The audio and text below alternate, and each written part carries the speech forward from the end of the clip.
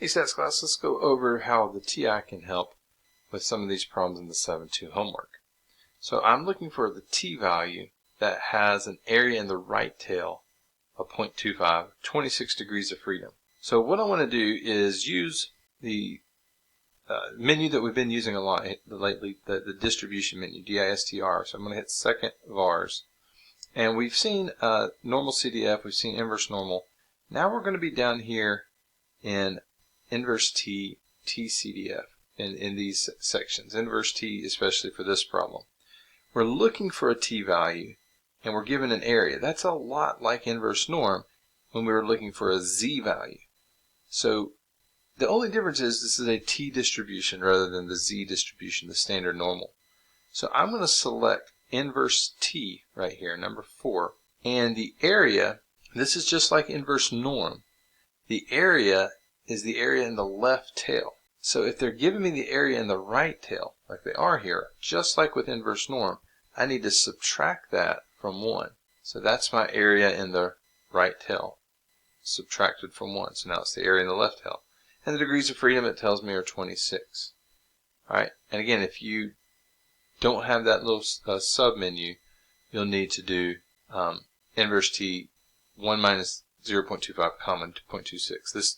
That puts it in there for you. This is what it looks like for the others when you put. Alright, 3 decimal places, 0.68. Now I want you to see this just in case you don't have an inverse T. Some of the TIs, the older TIs, don't have an inverse T button. You could get this from the table that they give you here. We're looking for the right tail 0.25 with 26 degrees of freedom. So I could click that. It tells me the area in the right tail.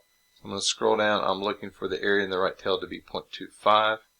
The degrees of freedom, if you scroll down or on the left hand side there's 26 degrees of freedom. So there's the 0.684. So you could get it straight from that table if you don't have an inverse T button.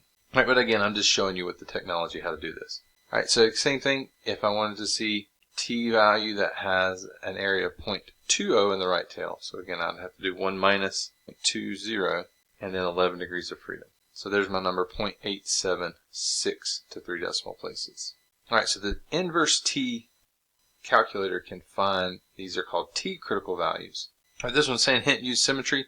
Again, that's under the assumption you're using this book or this table with inverse T. If you're given an area in the left, you don't need to do anything.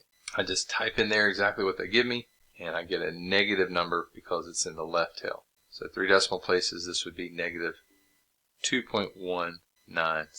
Now what they are talking about with the symmetry here is if I click this, I would use the area in the right tail as 0.02 and the degrees of freedom were 20. So I'm in this column right here, and there's the 20. Alright, so there's the 2.197, but because we're in the left tail, we would put a negative. That's the symmetry they're talking about if you're using the tables. Alright, 90% confidence. This is where it gets a little tricky. 90% confidence, 1 minus the confidence level is alpha. Alright, but we need to divide that in 2 because half of alpha goes in the upper tail, half goes in the lower tail. So the critical value that corresponds to 90% confidence for T would be distribution inverse T. The area is that 0.05 that we just calculated. Half of 1 minus the confidence level. And then our degrees of freedom is 12. So there's the number that they're looking for.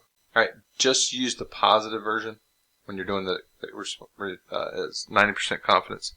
When you're doing the confidence values for the critical T, they want the positive version. So I'm going to do 1.78. So that's how you can use the TI calculator's inverse T feature for these critical T values.